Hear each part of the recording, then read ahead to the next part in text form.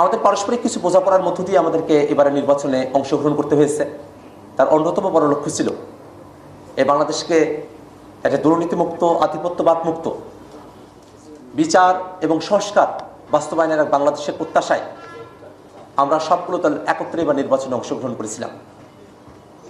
নির্বাচন সমাপ্ত হয়েছে, রেশ এখনো কাটেনি, কিন্তু আমরা যে লক্ষ্যগুলোকে মাথায় রেখে একত্রিত হয়েছিলাম সেই লক্ষ্যগুলো বাস্তবায়নের জন্য একত্রিত হওয়াটা কতটা জরুরি ছিল সেটা বর্তমান ক্ষমতাসীন দল বিএনপির জুলাই সনদ, গণভোট, সংবিধান সংস্কার পরিষদে তাদের সদস্য হিসেবে শপথ না নেওয়া, তাদের আইনজীবীদেরকে দিয়ে কোর্টে জুলাই সনদের বিষয়ে, সংবিধান সংস্কার পরিষদের বিষয়ে রুল জারি করানো, এই প্রত্যেকটা পদক্ষেপে আমাদের জোটের প্রাসঙ্গিকতা ফুটে ওঠে।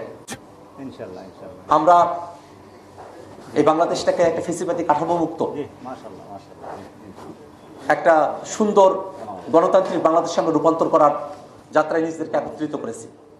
সেই যাত্রায় খেলাফতে মজলিস ঐক্যমত্য কমিশনে যেমন জুলাই সনদের পক্ষে অবস্থান নিয়েছিল, জোটের শরিক হিসেবে আমরা জুলাই সনদের পক্ষে আমাদের কথা বলেছি এবং সামনের দিনেও এই বাংলাদেশ রাষ্ট্রটিকে যদি পেছনের দিকে টেনে নিয়ে যাওয়ার কোনো চক্রান্ত করা হয়, যদি গণভোটের গণরায়কে প্রত্যাখ্যান করার মতো কোনো পরিবেশ তৈরি করা হয়, সেক্ষেত্রে আমরা রুখে দাঁড়াব।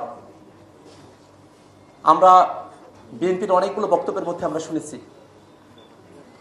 যে তারা জনগণকে একটা সাময়িক বুঝ দেওয়ার জন্য নির্বাচনের আগে গণভোটে হ্যাঁর পক্ষে দুই একবার তারা বলেছেন। জনগণকে বুঝ দিয়ে রাখা, জনগণ ভুলে যাবে এমন ধরনের বাংলাদেশ কিন্তু এখন আর নেই।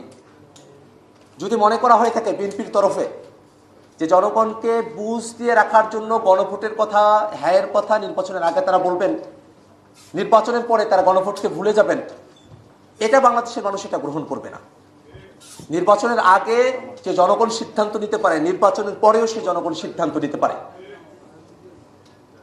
হাসিনার শাসন ভোটের মধ্য দিয়ে এদেশে শেষ হয় নাই, জনগণের রাজপথের লড়াইয়ের মধ্য দিয়ে হাসিনার শাসনটা শেষ হয়েছে। অতএব এই বাংলাদেশকে যদি আমরা নতুন করে গড়তে চাই, তাহলে জনগণের যে ম্যান্ডেট, সে ম্যান্ডেটকে ভুলে যাওয়ার কোনো সুযোগ নেই। আমাদের সকলকে মিলে নতুন এক বাংলাদেশের প্রত্যাশার জন্য আমাদেরকে কাজ করতে হবে।